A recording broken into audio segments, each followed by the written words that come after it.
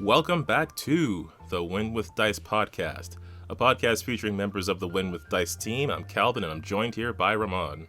Hey guys, this isn't a recap video, but we're probably gonna have to talk about a game anyway. I mean, it might be a recap video on my end.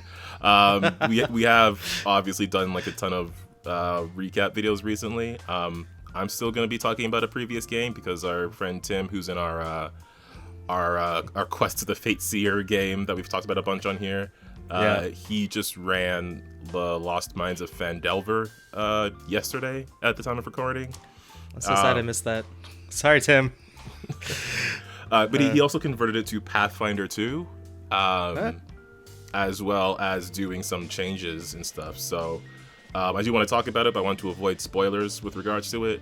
But with regards to this podcast specifically, it's just about our experiences running games or playing in games and things we might have picked up on that hopefully make running your own games seem a bit more accessible and less mysterious. Right, because honestly, I could speak for myself. Calvin's a great DM, but I'm like okay. I'm like so if we're able to pull something off, I'm pretty sure you're able to pull it off. That's the kind of thing. Yeah, I don't know, man. I got it all from you. So bullshit. It's all bullshit. You're born a DM. Don't listen to him, folks. He's the 1%. My favorite thing about this show is us just aggressively complimenting each other. I guess it's funny because I think we're typically on the same page about stuff, so I guess we can aggressively like that's the only conflict we have. That's is how nice we argue are. About. Yeah, good old Canadian boys up here in the north. Oh my gosh, we're feeling the stereotype. Yeah. All right. Well, okay. So let's talk about Tim's game. I'm so sad I missed it. I was excited for that guy to run because, like I said previously, Tim has a lot of cool ideas. I could tell from his character's name that guy needs to be a DM. So, how was it? Was it good? Yeah, it was a lot of fun. He has a lot of maybe I'll just describe the game, and as I go, try to describe how I felt about it. So again, I wanted to avoid spoilers with regards to Mines of Phandelver itself, but I haven't personally read it, so I still don't know what it is that he's added and changed and stuff.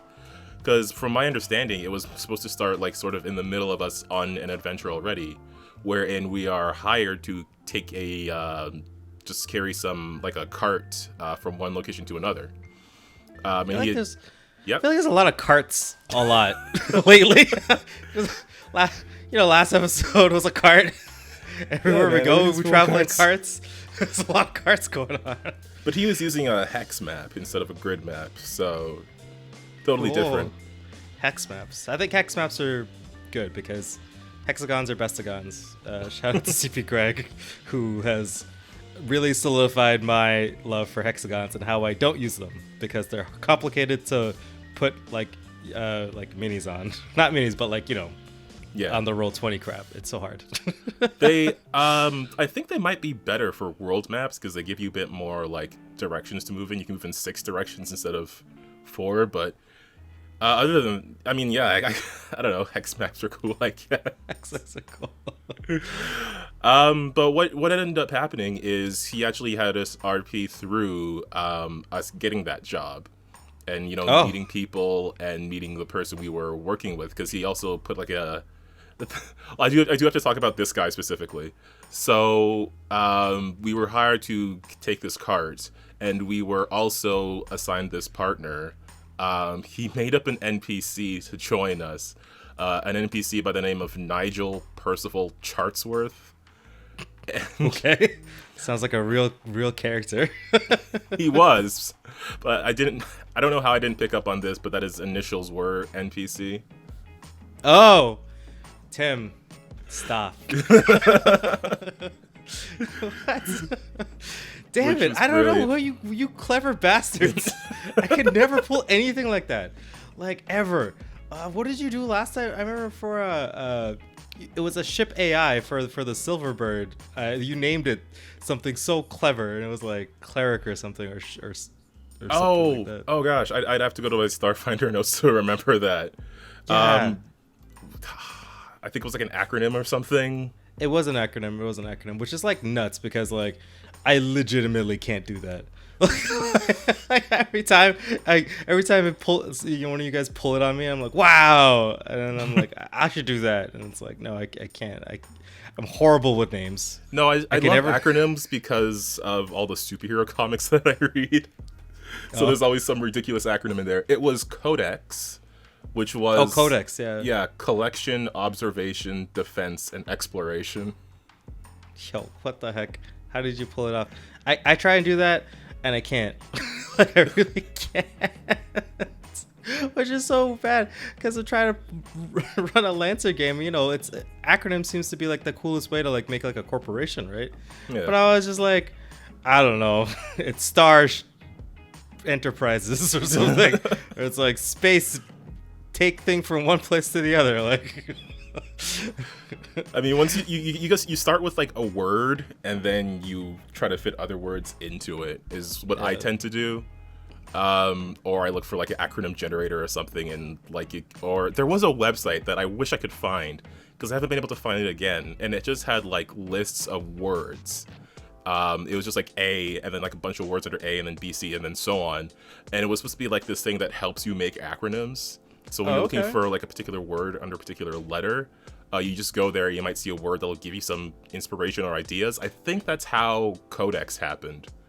oh, okay. But I haven't been able to find that site again. I don't know where it is or what it is at this point. I wish I had saved the link, but it's just gone from me now. Well, that's okay. Anyway, stop sidetracking. So Nigel, this literal NPC, he was sort of like, because I was talking to him about it, he didn't really have like as deeply developed a personality as he ended up developing through the game. But he ended up being like this kind of slightly untrustworthy but still helpful to the party kind of guy. Like when we first met him, because we were like exploring through the town, which was like it was a thing that could have just been summarized as let's go buy some stuff before this journey and then head off. But he actually had us like, we were picking up like rations, so he had us going to a restaurant and we picked up some stuff there. My character paid for a meal for everyone because Nigel just dipped out. Funny. And then later when we were on our actual journey, like he was secretly taking some stuff from the cart for himself, but he was saying like, this kind of thing happens all the time, don't even worry about it. Wow. And I was like, oh, I don't know if I like this guy. I liked him at first, but I don't know if I like him anymore. That sort of thing happens all the time. Yeah, but like me and Chibi who were playing, we both tried to like use charisma checks to convince him to do otherwise. She tried intimidation and got a 6 total. So after that, I had tried diplomacy and I also got a 6. I think our bonuses for those checks are different because I had a 1 and she might have had a 0 or something, but yeah, we're the least convincing party ever. So what had happened was, and I don't remember if this is part of the adventure, I don't think it is, but we had met the people who were hiring us to do this thing. It was a couple of people, like this wealthy dwarf and his bodyguard, and they had hired us for this job. We were supposed to ride along with them, but they had ridden ahead like the day before we were supposed to set off. Oh, so okay. That was a bit mysterious. And then we were just like trying to figure out like why would they do that? Did our schedules get mixed up, or is there something more going on here? So we set off. We had a couple of ox and a cart, and we just set off with this stuff that we were transporting. It was like just like food and mining equipment, some vaguely interesting paperwork that none of us understood. Okay. As we were traveling, and I'm just looking back on my notes here. So we had an encounter at night where a bunch of goblins snuck up on us. Ooh. And so that was like my first time being on the other side of combat. First off, I realized, hey, combat's pretty dangerous from a player's point of view. Nah, it's fine. It just feels like it has been so long since I've been like a low level. I was like, wait a minute.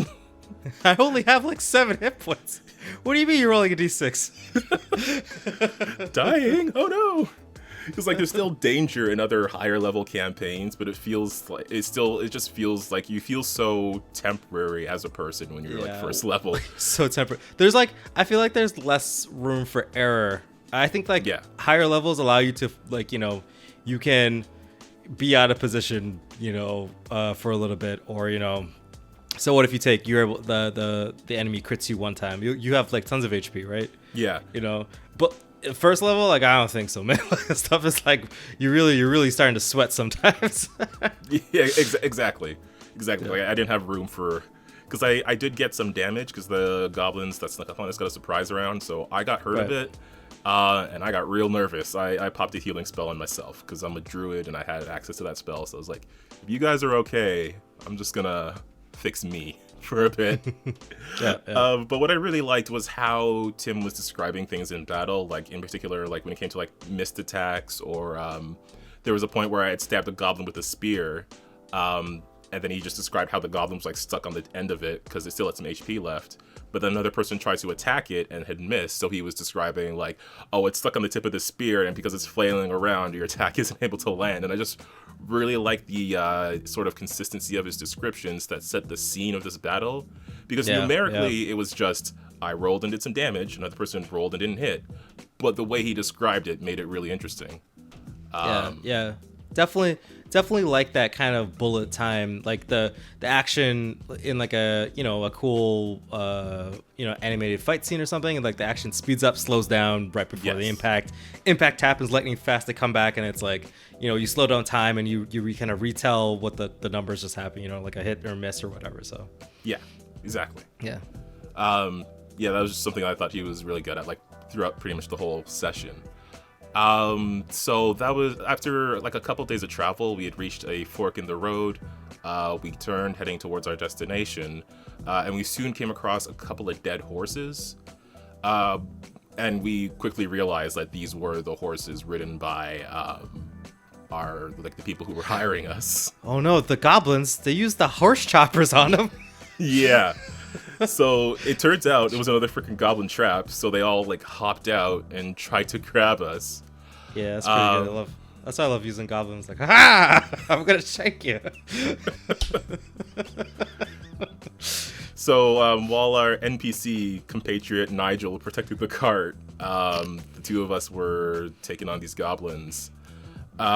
We fought them down to like there was only one left, and then we tried to intimidate him. But again, my character Teeks and Chibi's character Bren, not very good at charisma. But then Tim had Nigel roll, and then he got a crit on it. And this was sort of a thing we were discussing like outside of the game, just like in regards to how can an NPC in a party be too helpful. And sort of like what I was saying was just have them do things after the party is doing it, or as a result of the party doing it, instead of initiating it. And I think that went pretty well, because that allowed, like, it was still something the party was doing, even though Nigel was the one who succeeded on it. True. So, oh, sorry, you cut out for me, but you're gonna be finding your own audio. Oh, yeah. I was saying, it's always kind of like let them roll after the party tries to, like, make one of the PCs be the hero in the moment, and then if they can't do it, then like maybe let the NPC give it a shot. It's a good way to doing that. Yeah. Because I had the same situation with you guys sort of like investigating the letter that Reba was carrying, but she was the only one who really had the knowledge to explain like how the seal on it worked. Oh, okay. But she wouldn't have done that unless the party was. Wait a minute. Trying. It wasn't written in what, like angelic or something, right? There, like the seal. There was the name of who it was going to, and then the seal like around the edge of it was like I forget the language. I'll have to check my notes, but it might have been Elven or angelic. One of the two. Okay.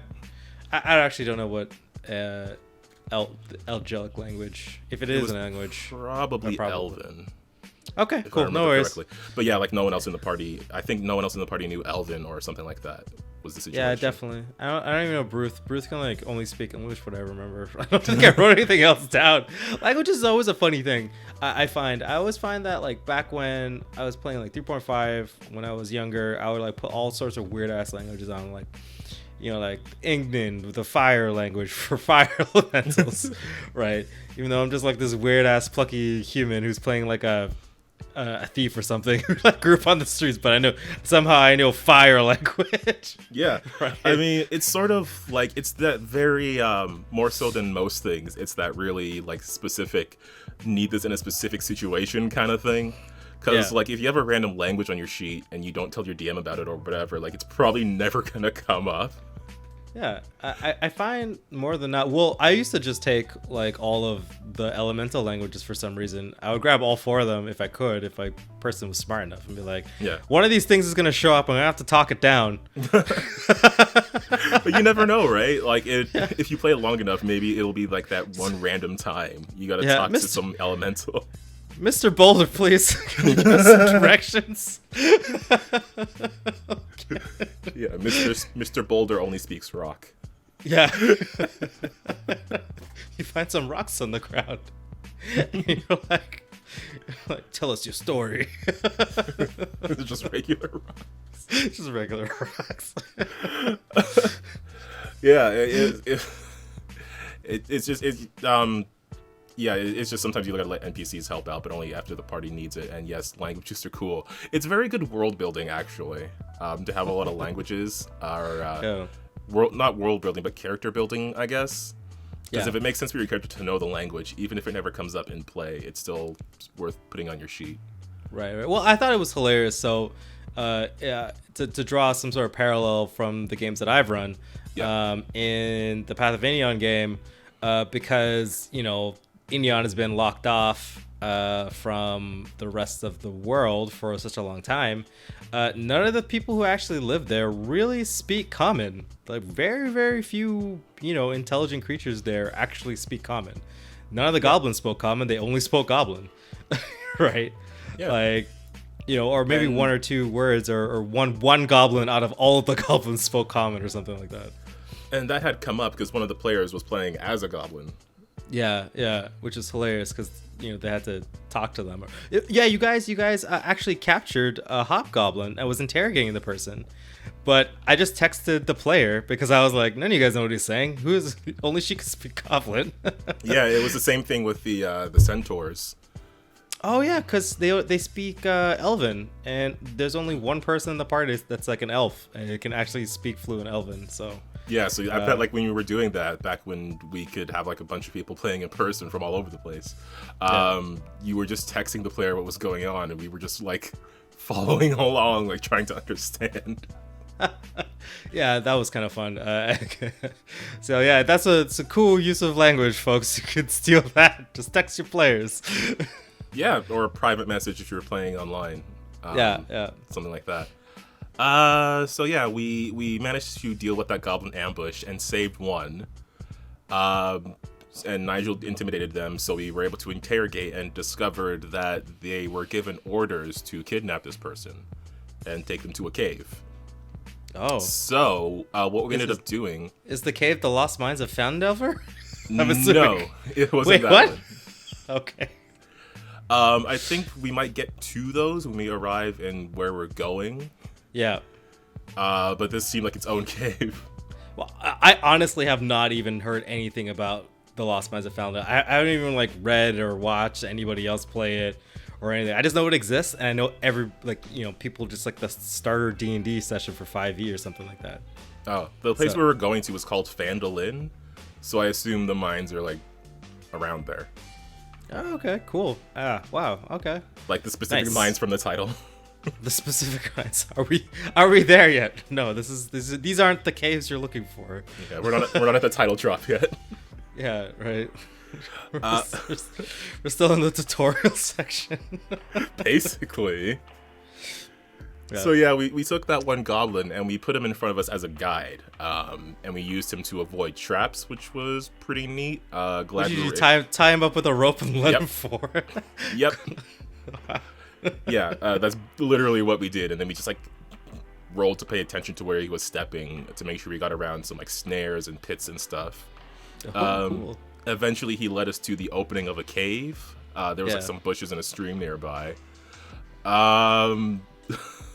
So this was the thing we got a lot of crap for the rest of the game. But we ended up, like, once we were sure we couldn't get any more information out of that goblin, we ended up killing them. Wow. Even though they were tied up. But, like, come on. Savages. You savages. It We're was... supposed to be civilized people. These goblins don't know any better, but you do. No. I mean, like, I was leading in, like, kidding. I was gonna do it, but Chippy was, like, quicker on the draw and also, like, just faster to attack than me. But I was like, because my character is a changeling, so she's half sea hag. So she's like, oh, she's got some evil in her. She's just gonna wipe this guy. She's half sea hag. Yeah. I'm a witch. Yeah, basically. But yeah, Bren just clocked the goblin and killed it. And then another ambush happened. So, remember last week when I talked about that player character that died? Yeah, yeah. How they had gotten knocked down by a critical attack. So, Oh no. So they, instead of being at dying 1 in Pathfinder 2 terms, they were at dying 2. Right. Well, what goes around comes around, apparently. Because I got hit by a crit, and that just took me down completely. Because I only had like 17 HP, and I already lost 3 in an earlier fight. So, Hey, yeah. Don't get ambushed, kids. so I was basically down for this whole fight and rolling saves. Wow. Okay. Well, did your character die? No, really close though.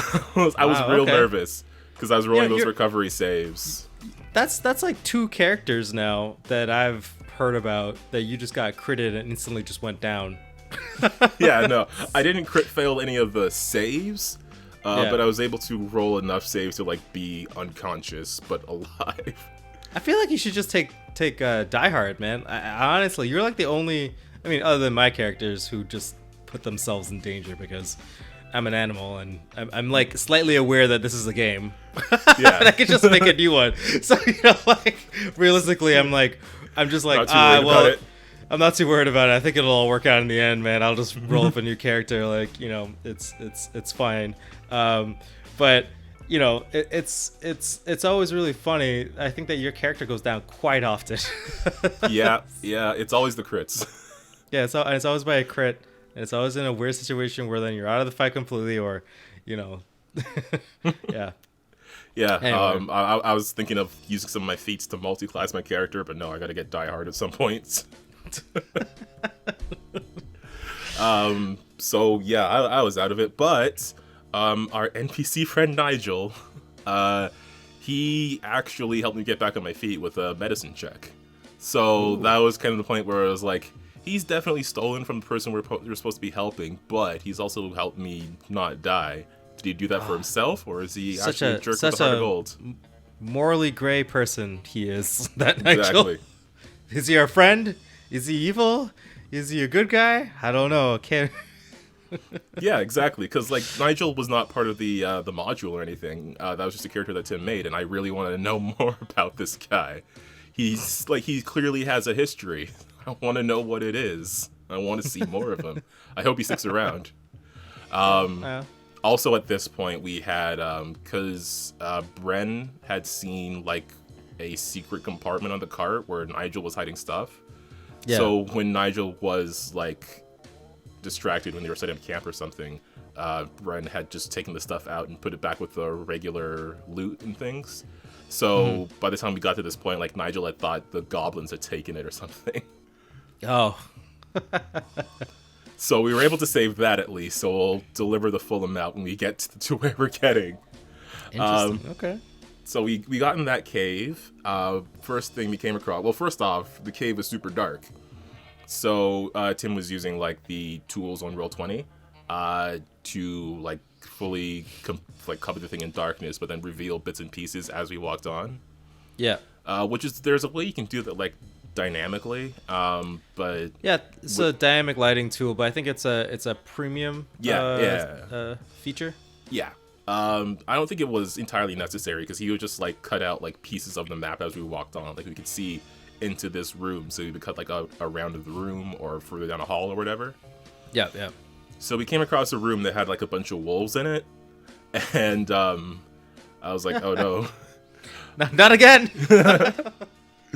But look, like my character being a druid is able to use diplomacy on hostile animals.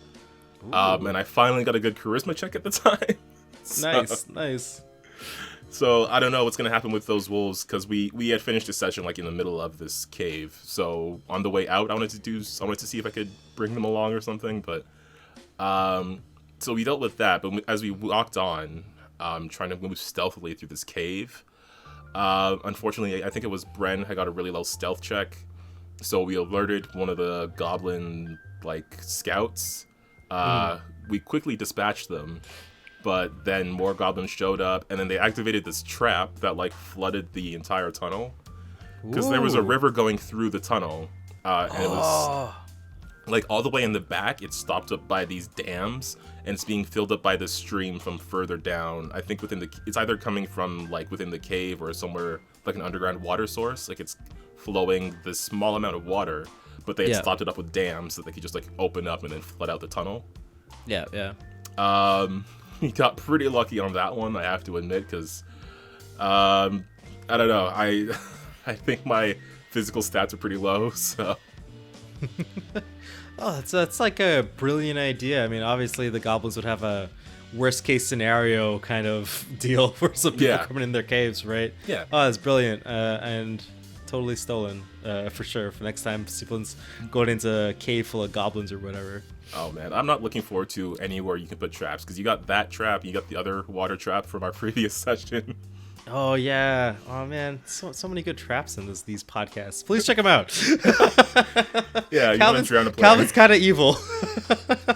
Oh, this was not me, but the previous one was.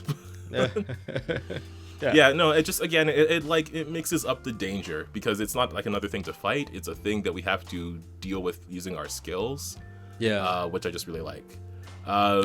So we fought our way through the trap, some goblins, and then where we had ended the session, just as a matter of like limited time, we had come into a room where we saw a bunch more goblins, a larger wolf, and a bugbear that we quickly realized was the boss of this horde of goblins.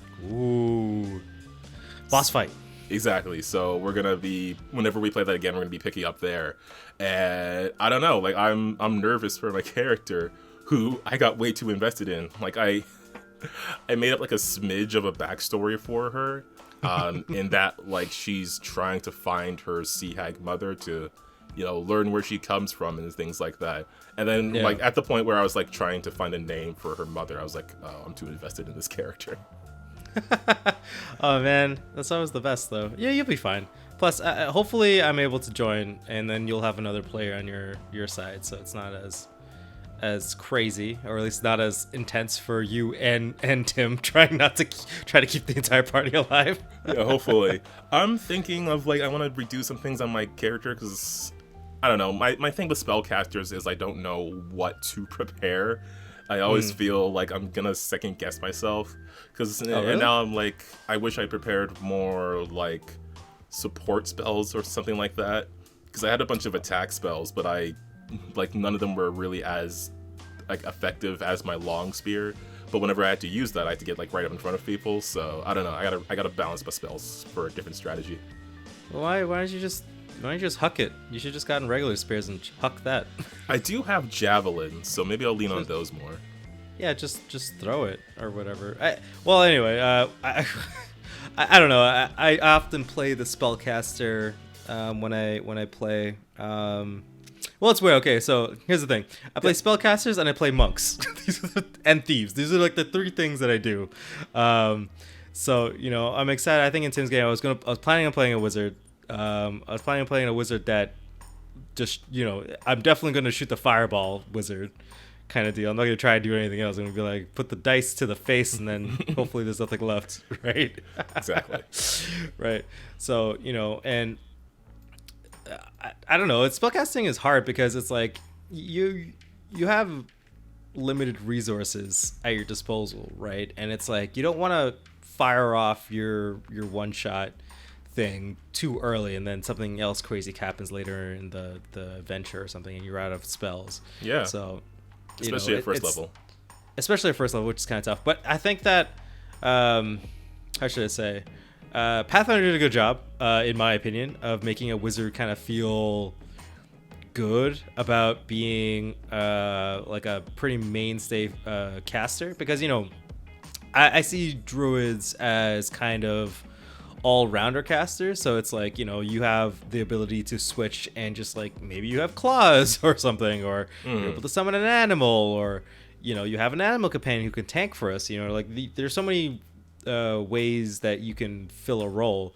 But I think that a lot of times wizards kind of feel like you're just like, your thing is you cast spells, man, and they give you the ability to cast more spells, I think, than anyone at first level, because you have the ability to just gain back a spell slot that you can expend. And there's classes, or like not classes, like class feats that allow you to, I was gonna make a staff sorcerer, or not staff sorcerer, a staff wizard, and it allows you to just create your own staff. So you choose a level 1 spell for free, and it's just in the staff. So that plus bonded item gives me 2 extra casts of a spell. On top of like, I don't know, I think you get like 3 first level spells or something like that, or 2. I might be misquoting, but so that's like 5 spells of like whatever I want. It could just be like, yeah, which is I think a lot. Yeah. Especially if you have like a bunch of problem solvers, like. That's like 5 magic missiles right there. 5 full length magic missiles. That's 15 d4s plus 1. Free damage. No ifs, ands, or buts. Right. So yeah. We could use the backup, because I've got 1 first level spell slot left, and I prepared Gust of Wind. Oh, Gust of Wind's such a good spell though. But it requires... but like I could have prepared 2 heal spells instead. No, you don't need heal spells. I think heal spells are overrated. I think everyone gets too worried about hit points. But then again, I'm that kind of character. I'm like that kind of player who's like, whatever, I'll just make a new character. No, I don't want my character to die yet.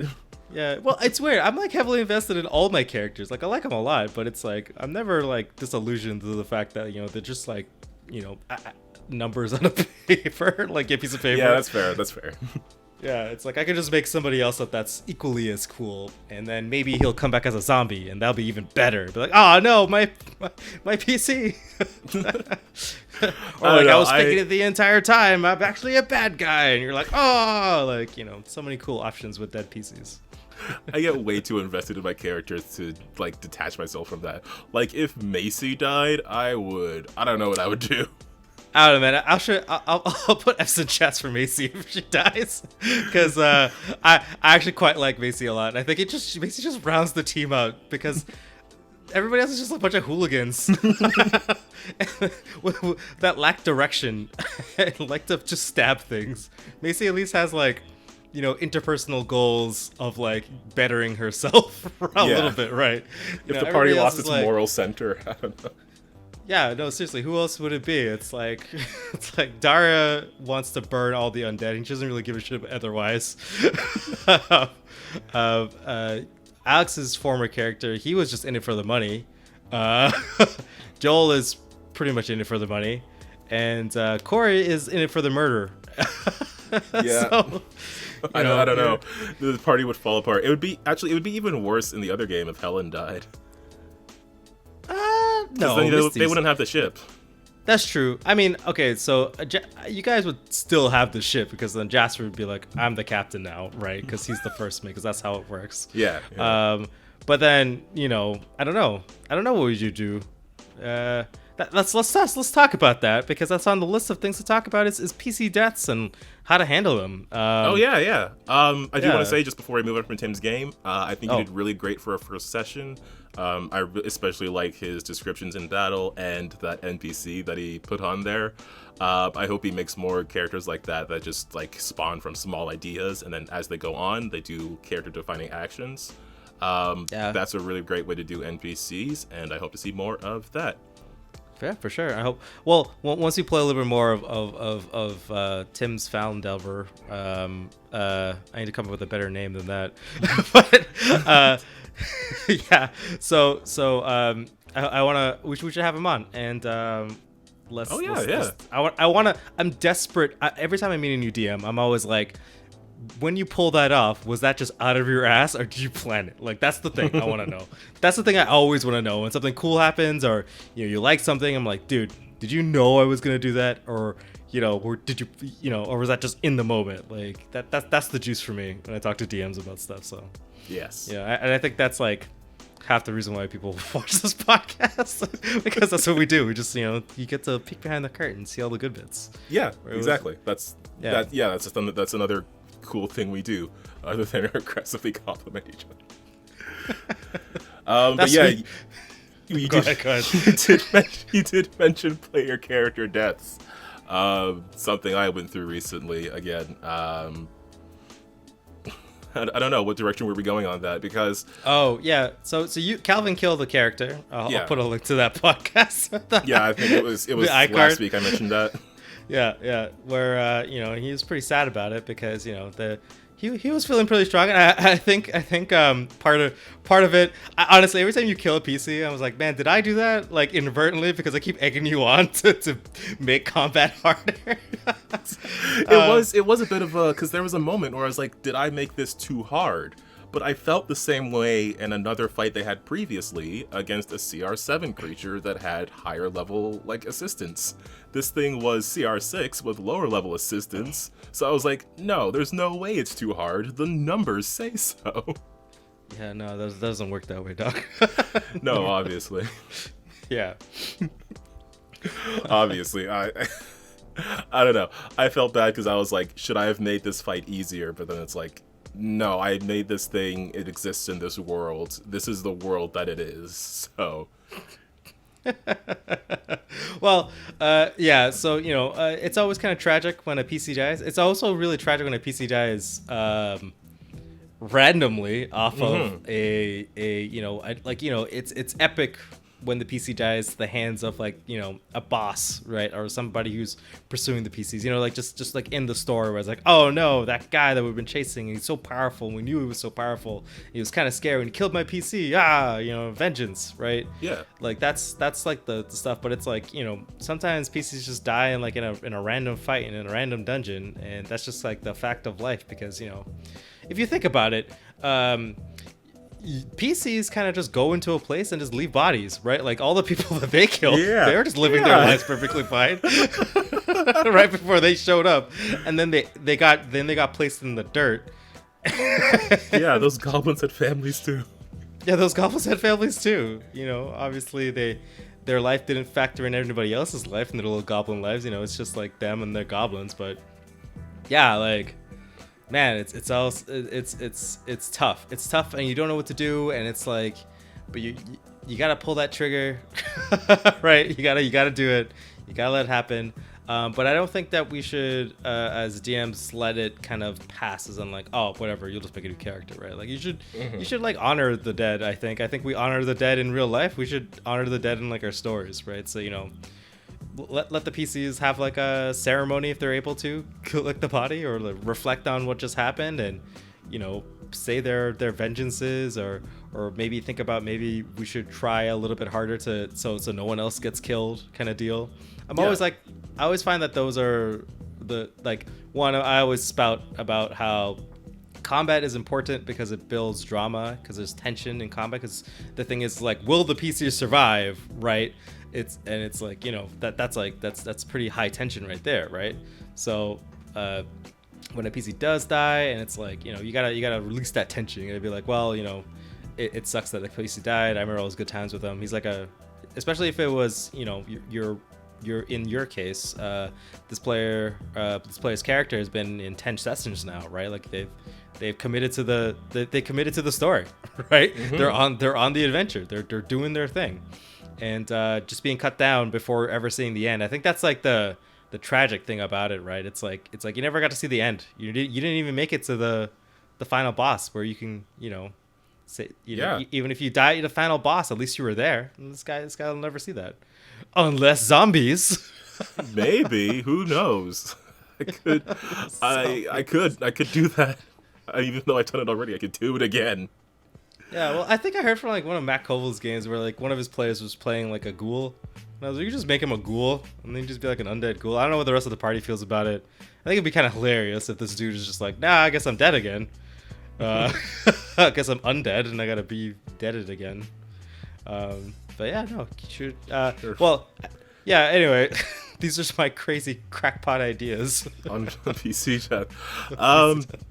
Yeah, I mean, I'm gonna have to like wait and see like what the characters themselves want to do with regards to honoring the dead. But yeah, like it would be nice to have like that moment of just like there was this high tension and then suddenly very sad moment. So maybe just something that's more like uplifting isn't really the word, but just like, you know, memorable in memoriam. Yeah, exactly right. You said it better than I'm trying to say it right now, so we'll leave it at that. Well, yeah. So you know, moving forward, I think that if once you're a player, obviously new players will have like an idea of a character, but you know, sometimes like as you start playing and stuff like that, you start having ideas of like multiple characters, right? Like I think every NPC I ever created, I'd probably be like, yeah, that guy should be a character. I instantly fall in love with them, and I'm like, yeah, I want to play that character. That sounds awesome. Like, no, I go the other way. Like I have character ideas, and then I don't get to play them, so they end up as NPCs. Oh, really? Oh man, yeah, true, I guess. Yeah, there's definitely like a bunch of those. Cool, true. Yeah, no, I mean, I don't know. I use a lot of randomly generated stuff, or like I'll just see like a list of. I'm like, oh, I go through the book and it's like, oh, look, there's a 2-weapon fighter guy. I guess this guy is a 2-weapon fighter guy, and then it's like you see a cool image and then you're like, yeah, I want that person in my world. Yeah, and it's like that guy looks pretty cool. Let's make him. Let's figure out what. I always find the character and then put the stats on. I never just have the stats and put the character on. You know what I mean? No, I get that. Actually, since I'm talking about this campaign, and since I had mentioned Macy earlier, I had said like a few episodes ago, in regards to our Path of Inion game, because Macy is a character that I had played before in the previous edition of Pathfinder, and I wasn't gonna bring her back until you mentioned that you were making her love interest an NPC in the game. So I was like, oh yeah, well, I can't. Like, we never finished that. I gotta bring her back.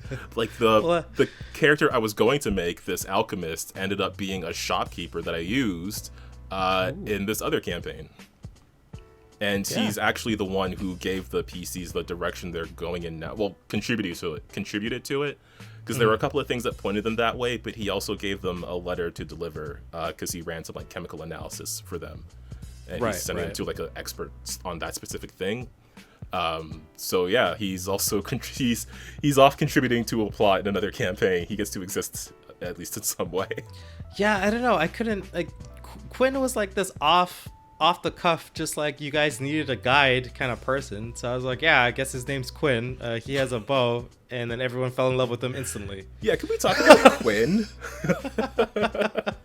Because like I think it was at first that he was like either he rolled really great or really terribly for attacks, and we were like I think it started off being ironic that we were like, yeah, Quinn, he's a cool guy. Yeah. I think he got like a crit on something, and they were like, yeah, Quinn's the best. It was like, so Quinn was rolling really hot like the first session that, you know, he was introduced, right? So he was helping you guys do something or like invade someplace, and he was just like, rolling pretty hot, and then everybody else was rolling pretty low, and everyone's like, wow, this Quinn guy's amazing, right? We like him, we should keep him around, right? And then it was like, and then the next session it was like Quinn was rolling really shitty, but I think Macy was like, oh man, I gotta save this dude, right? And then that's when the love interest started, where it was just like all these meet cute moments where like Quinn was in danger and Macy just like shows up and saves him. And then it was like, well, now Macy and Quinn forever in the stars, like chasing each other through the multiverse. There was a iteration. There was a moment because we were in a dungeon and we were resting, and then there was a moment where they were resting together, and I was like, you're damn right he is. I guess, yeah, you deserve it, man. You save that guy's ass. Oh man, so yeah, no, I couldn't, like, I gotta complete the Macy Quinn storyline, and then now he's a werewolf in this world, which is great. Well, he was a werewolf. I think he got fixed. I don't know about, maybe fixed. He's still. I think he's still a little wolfy. Who knows? Whenever we pick that game up again. But yeah, no, I think it's hilarious. I love the idea that, you know, there's a multiverse where there's, it's like the superhero thing where there's like multiple Spider-Mans, and they're all a little bit different, but they're all essentially shoot webs and fight crime and crap like that. Yeah, shoot right? webs and jump. Right, so I liked Quinn. I like the idea of Quinn, so I was just like, yeah, I guess Quinn exists because I needed a cool archer ranger kind of NPC, and then Quinn was like I'm pretty sure Quinn existed in the world when I was kind of cooking this up before anybody else. I think Quinn was like the first NPC where I decided I was like, yeah, he needs to be here. So and I find that like when I start campaigns, I now just make a roster of NPCs. I was like, I need to figure out who lives here, and then the pieces will fit in. So I sat there and I made Quinn first. I added Quinn in, and then I was like, okay, who else is here? And then I just added the whole like, cast town. Of the whole town, the whole guild, all those people. But yeah, no. Well, to be fair, okay, so Beatrix or Beltrix, I don't know how I pronounced it because I'm so good with names. Beatrix party is actually based off of a NPC that my friend Kevin, he played when we were running through. I think it was Star Shatter. I think that's the Pathfinder one where you start in Riverport. I think that's the basically just like Thief Town. I wouldn't know. Yeah. So anyway, so that game Pathfinder game setting. I forget what they're called. Pathfinder Path. I'm gonna keep saying it. Anyway, campaign setting, campaign adventure setting, module, adventure. Yeah, the adventure path. That's the word combination. Yeah, okay. Right. So the adventure path. That one you start off in like a shanty town kind of thieves thing, and then you go into the Underdark and you fight a bunch of dark elves and stuff. So, I mean, there's no spoilers. It's like right on the cover. There's a dark elf. So okay. It's like, anyway, so he was playing a character called Bengal Spice, and Bengal Spice is a half-orc bard, but instead of it, his thing was oratory, so he would give speeches, but his speeches weren't speeches. He was a wrestler. He was a face pro wrestler, and his heels were party and party, who were two halflings. So the whole thing when he first started, he was like, it was him, Bengal Spice, and Party and Party, and that was the entertainment. And it was like their whole goal was to set up a wrestling ring / bar, the whole operation. And then I was like, oh man, I'm thinking about like, an alchemist character that's kind of off the cuff, and I was just like, okay, cool. I off the beat, and I was like, I like the name Beatrix because it's kind of like a, it's like it seems like I think maybe I got it from, I think there's a Harry Potter character named Beatrix or something like that. Oh yeah. Right, and I was like, okay, yeah, she's kind of weird, right? She's just a little weird and kind of spooky, and I was like, Beatrix sounds kind of cool for an alchemist lady. And then I was like, what was her last name? I think she's gonna be a halfling, and I was like, oh yeah, Party, because she's like the niece of Party and Party. Ooh. And I was like, yes, she's the niece of Party. That's why she's Bellatrix Party, because the Party and Party boys, all for Riverport or whatever.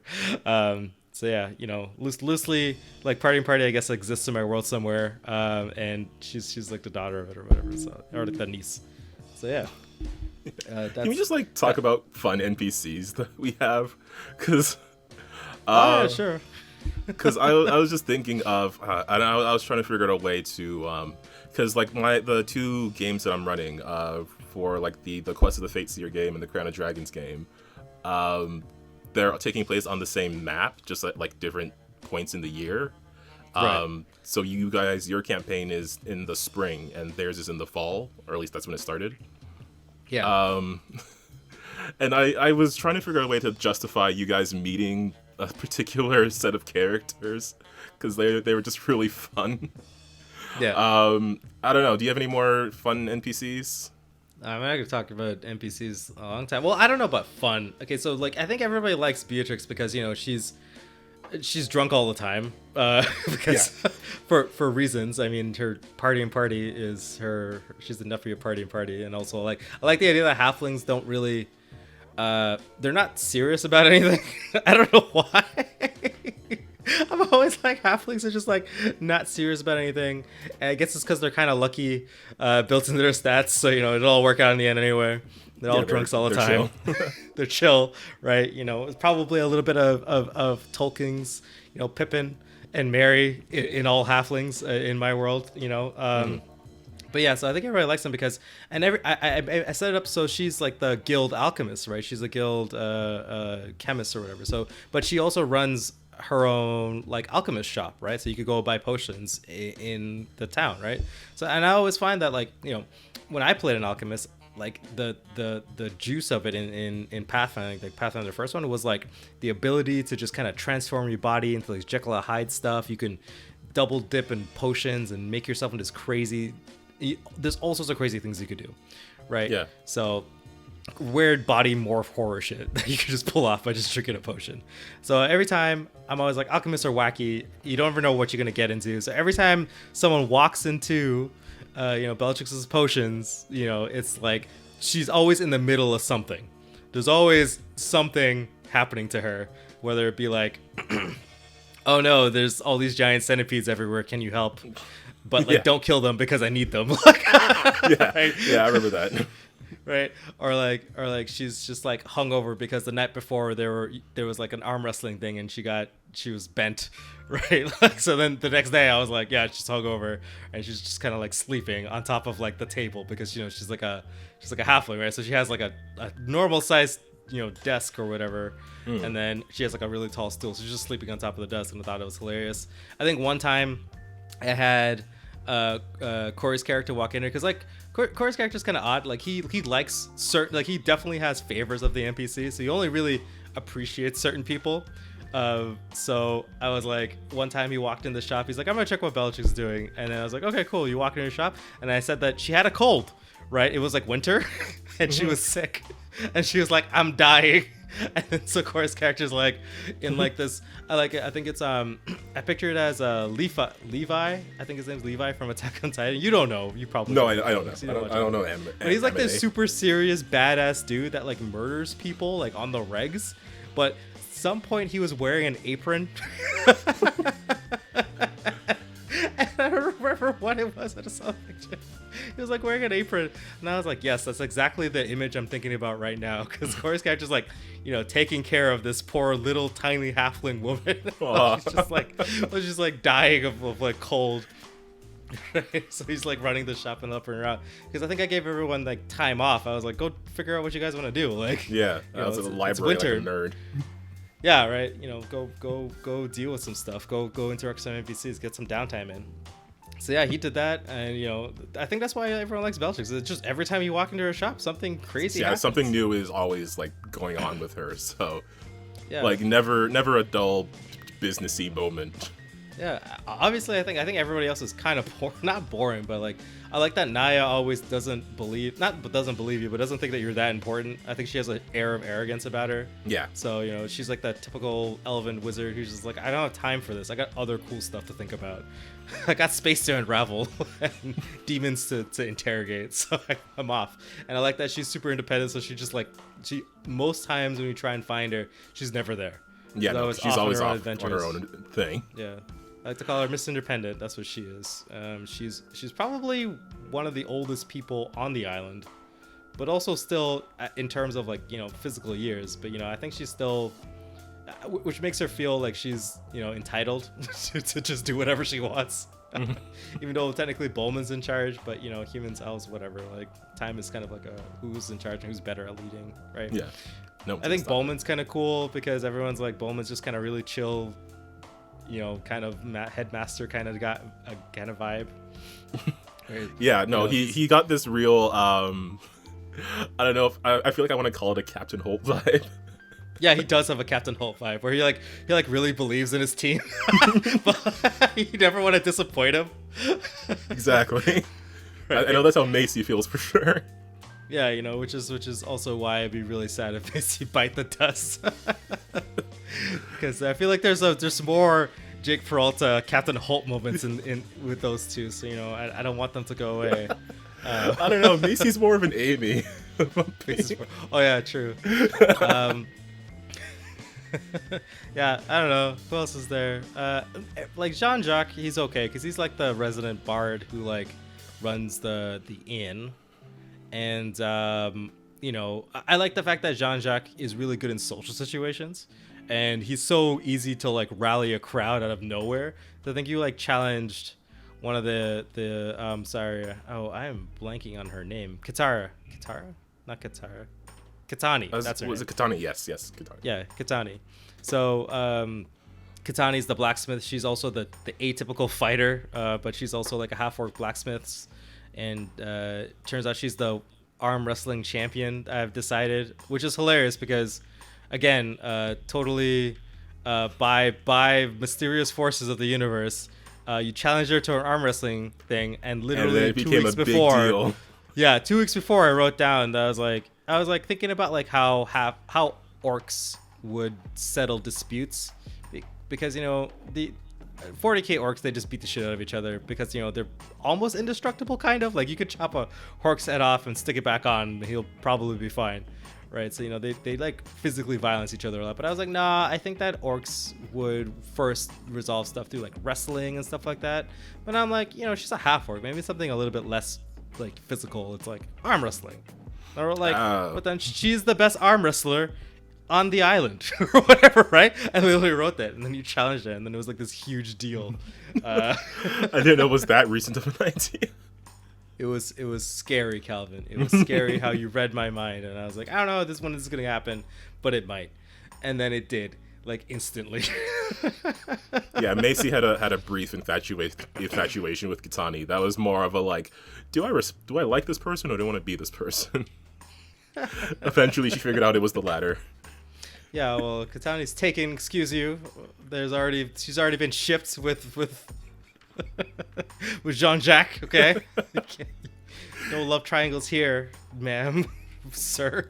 Yeah, that's when that was like before. I think that was before finding Quinn. So Yeah. So you know, I don't know. Okay, so yeah, you know, and then there's Flick, who's our dwarf bean counter essentially, and he runs the warehousing and shipping and stuff like that. So you know, he keeps track of all the shit that comes in and out of Inion. So you know, he's there. I thought him as like a straight-laced guy. Like all, you know, dwarves are typically, if there's money involved, dwarves want to make sure they're in charge of it. So you know, he definitely took care of that. And then I had another kind of police kind of figure, because I had a bunch of paladins on the island, and they're there just to kind of protect the regular people.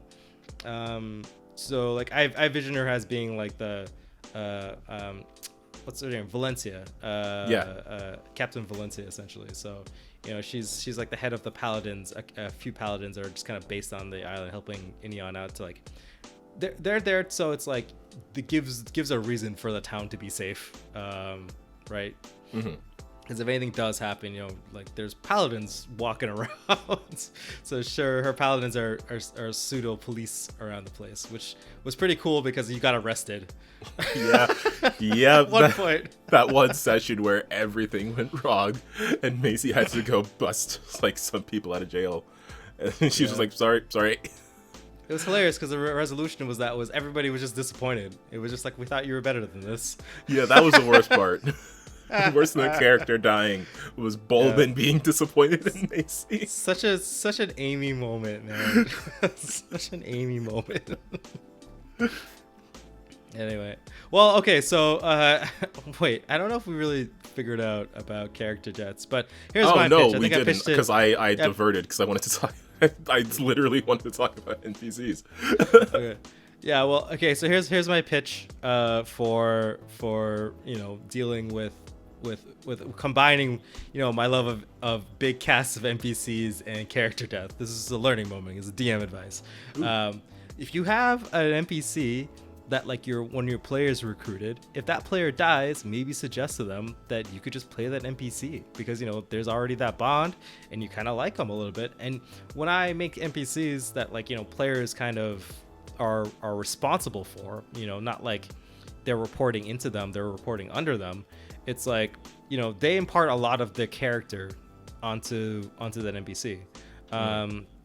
like say because Macy has a couple underlings right now, because that's kind of like the theme of Inyan, is like you're setting up a permanent base. So you're like, first you're the new guy, and then now you're managing a team as well, right? As part of being like this big organization. So it's like, and Suki, it's definitely, I think that if Macy dies, I think that it would be a cool idea if you played Suki, and I think that the idea of like avenging my master might be a good way to spin it. And I don't think that it would change the dynamic of the team that much. I mean, it will. Oh yeah, but it's maybe. Like also, but it's still like familiar characters, and you don't have to like, again, like my thing is like I severely think that session 1 is actually one of the hardest things to pull off. I always find that introducing new characters together and finding out reasons why they have to work together is like the hardest thing. Yeah. And it's the most like jarring thing to do. It's like shove somebody into like an organic place when they're not organically being shoved in, right?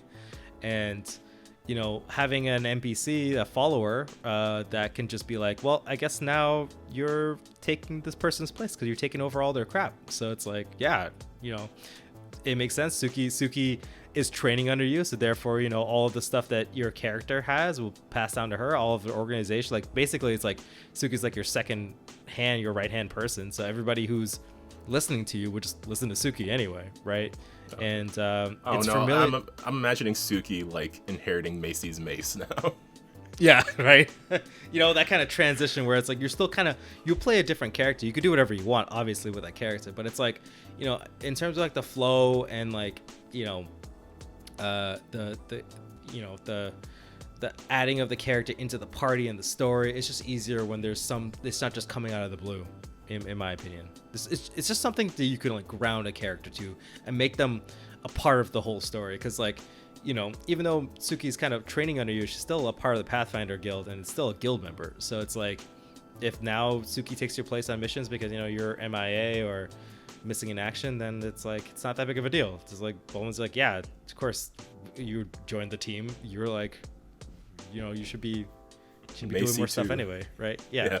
Because we could also talk about like just players making new characters like in the middle of a campaign, because that is something that I have to deal with now. Because I've had some discussions with the player whose characters died about what they would want to do next. I do think they have an interesting idea. I'm just gonna have to figure out a way to like just work them in smoothly. But that's just the thing to figure out. Like in session 1, you're figuring that out for multiple people. At this point, I'm just like figuring it out for one person, and I already have like, he already gave me like a suggestion, and I have some ideas how to make that work. But there was another player who also wanted to make a new character just to give the party more damage options. Right. So actually, this was like this conversation was like a day ago or 2 days ago, and he just was like asking like for details about the world, which I was really, really, really happy with. He was just asking like for like the world map and like, are there any major events that would have happened like within the past certain amount of years, which might tie into something that you guys might be dealing with in your campaign, depending on what he makes his backstory. Just because I said there was a thing that happened, and it might be something that you guys are dealing with later. I don't want to say too much about it, but it would be interesting if it ended up that his new character's backstory was sort of like tied into a totally different campaign by like this very vague, like very distant strand. But it would be cool. But it's just, yeah, like you were saying, like that session 1, you're trying to figure out how to put all these elements together to get all these people together. So like what I would love to do is like whatever that new character ends up being, I'm hoping that there is a way to just like bring them in. Like I need to know more before I can figure that out with him. Because he was just asking like, I think he was just like fishing for options and stuff. Right. But yeah, like I want to figure out like either they're like, because the players are part of the Adventurers Guild in this game, so maybe they're part of the guild, or they're a family member, or they did pick up a kobold companion. So I don't know, maybe someone wants to play the kobold eventually. I'm still on the idea of that kobold becoming a player and facing his peers and being like, no, you guys are idiots, there's no dragons really, or whatever. Or maybe he lives his dream and finally sees a dragon. I don't know, man. I got real love for that kobold. That guy. I guy do stuck want to his keep him neck around out. because he was just like a random idea, because the players were interrogating him, and they were asking him about the so-called Dragon Lord, and I think the wizard had said, like, he's not a real dragon, right? And then I just spur of the moment, Kobold was like, yeah, I know. He doesn't have enough claws. There's only two of them. He have legs. There's not enough arms. There's not enough arms or whatever. So yeah, like, it was a real, I don't know, like I was saying for Tim's game, like, things just develop over time with player characters and non-player characters that sort of define them as who they are, their personalities and their ideas and their thoughts and things like that. So this random kobold, Tilto, like, he's clearly pretty smart, but he's also very scrawny, and he would obviously, like, not want his kobold clan to be under the heel of this false dragon lord. So I don't know, maybe they'll keep him around and we'll see where he goes. If they don't, I don't know what to do with him, to be honest. Hey man, but that's a thing. I think that guy is fixing to be the new head honcho if they ever go back and dethrone that dragon lord. That guy has a lot of good ideas. I think he can. I think he should take over that joint. And who knows? Maybe if I keep throwing you ideas because they keep flowing to me. I was like, maybe in a desperate pinch of a situation, what's his name? Tilto. Tilto will show up and his kobold gang will save the party because one time they rescued his clan from an asshole. he has that moment where from like Lord of the Rings where Gandalf shows up and he's like, bitch, it's dawn. He shows up with an army of kobolds. Yeah, Because of the army of kobolds. I would love that. I don't know, I ever since Brima worked out so well, I really want to put like some small, very precious character in every party. I'm like trying not to go full Baby Yoda, but true. Baby Yoda has been a terrible influence, I think. Oh my gosh, yes. I just started watching season 2 of The Mandalorian. It's like, oh man, just like transporting this small but also somewhat powerful creature. It's just it's like a little atom bomb. It's like, don't piss it off or it'll just crack your neck. But also, it can't. It needs to eat soup or it will die or something like that. It can't. Exactly. I don't know. I want to rip that off for a Starfinder campaign now, but it's like, try to focus on the things I'm already doing instead of doing more of them. Yeah, man. Scheduling nightmare is true. There's too many things happening. It's too many players. Oh, for sure. Too many people wanting to run games and not enough time to actually be in any of them. Oh man, if I could just run games forever. True. Yeah, but I think we've covered making new characters and PC deaths, and also Tim's game. Is there anything else we can cover on those topics? I think we went through them pretty extensive. Actually, a brief thing, since we're over an hour now. A brief thing though. How do you feel about character resurrection? Because you did mention ghouls, so. Oh yeah, I mean, I never had a chance yet to deal with it. I mean, it was definitely a thing back in 3.5 when we were playing when we were younger. Where it was like, oh, we like eventually we'll have enough money, and we preemptively bought like a diamond, and we just kept it on hand in case we needed to resurrect somebody, because the resurrection spell in 3.5 requires you to get like a 10k solid diamond or something. You can't use diamond dust. It has to be a solid 10k worth of diamond, which is super hard to get. But as soon as we're able to find it, we're like, this is ours, and we'll keep it until someone else dies, because we're always like preemptively thinking about that crap, because back then that was important. But yeah, no, definitely has a place. Character resurrection should happen. It just depends. I feel like character resurrections, like, you'd have to pay a price. It has to be one of those kind of moments where it's like, no, we really need this person. We got to find a way to bring her back, and you got to go to hell and high water. I feel like it should be a whole event of trying to get this character back. Yes, because like what I want to do is, because I know you don't watch Critical Role, but Matt Mercer, he made these custom rules with regards to the resurrection spell. Yeah.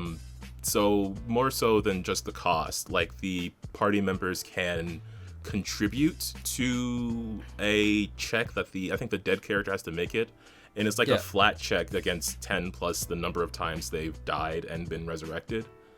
Ooh, or the number of times. I think it's just the number of times they died, Okay. because it starts off at 11. But the other player characters, being like companions and friends to this person, they can contribute with their own checks to sort of add on to someone else's ability to revive. So I'm trying to think of some examples, but the only one that immediately comes to mind is the time that someone had tried to, like, they were trying to revive. Actually, no, I don't want to say the kind of character. I don't want to say too much because it might be a spoiler, but someone had sung a song in an attempt to bring someone back, and they had to make like a charisma-based check for that, I think. And then it's like an assist, and they were not a charisma-based character. Let me show you that. But then it was just like it gave them like a bonus to the check to do that, and that's something I'm more interested in, because in general how it usually works is it's something that's happening to a dead character, and I would rather have it be something that the dead character has to do, or there's like some effort has to be made, and there has to be some chance it'll fail beyond just for like Pharasma coming in and being like, no, this person should stay dead. Yeah, like, I want there definitely to be something for it. Well, yeah, for sure. I mean, it's like the idea of it is like, you know, you're in control of where your soul kind of goes. You know what I mean? Like, as in like, if someone's calling you back and opening that door for you, I'm like, you're gonna pass? Are you gonna take the chance and go back, right? Or like, I mean, like, you're at peace, so you could just chill out, right? You could just peace out. Yeah. Right. But it's like, if you have those things tying you to, and it's like someone's opening the door for you to come back, then you have to. It's kind of like you're trying to convince yourself to be like, no, I gotta go do some stuff still. Yeah. We actually, now that I think about it, we had this very same thing. I don't remember the specifics of the campaign, but I remember our friend Cam, who was on our Starfinder game, was playing another character who did die. Yeah. And then had the option to be like resurrected, but her character chose not to, because I think like her wife had died previously or something like that. Yeah, and like her character was like literally at peace. Right, and she was gonna go to see her wife, right? And I think a player intervened. Actually, it was a cleric. One of her players, he was playing a cleric, and he was like a dwarf, and he was praying to this iron god. Yeah. The dwarf's like, no, she's not, like, she is not done yet. We need her, and beseeched his god to bring her back. And I think that the god, I remember now, the god did. The god, I was like, you're shoved back into your body. Like, your time is not done yet, right?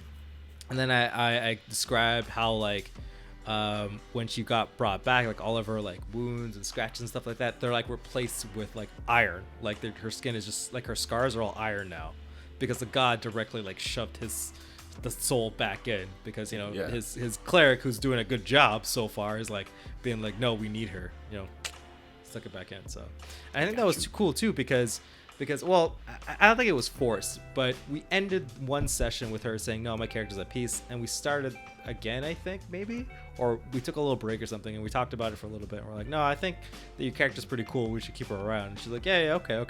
And then, so, you know, she decided that, you know, she wasn't so final about it, and then so the guy just kind of shoved her back in, you know.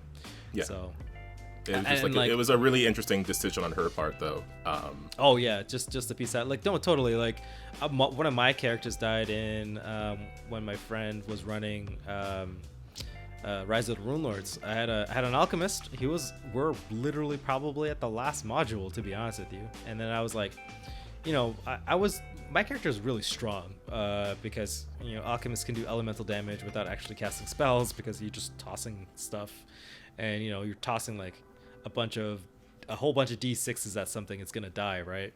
So, you know, I was really good, but I was kind of like not into it anymore for some reason, because we've been playing for like a year and a bit, and I was like, I want to try something new. So if my character dies, I'm not gonna, you know, do it again, because I definitely fulfilled my need to be an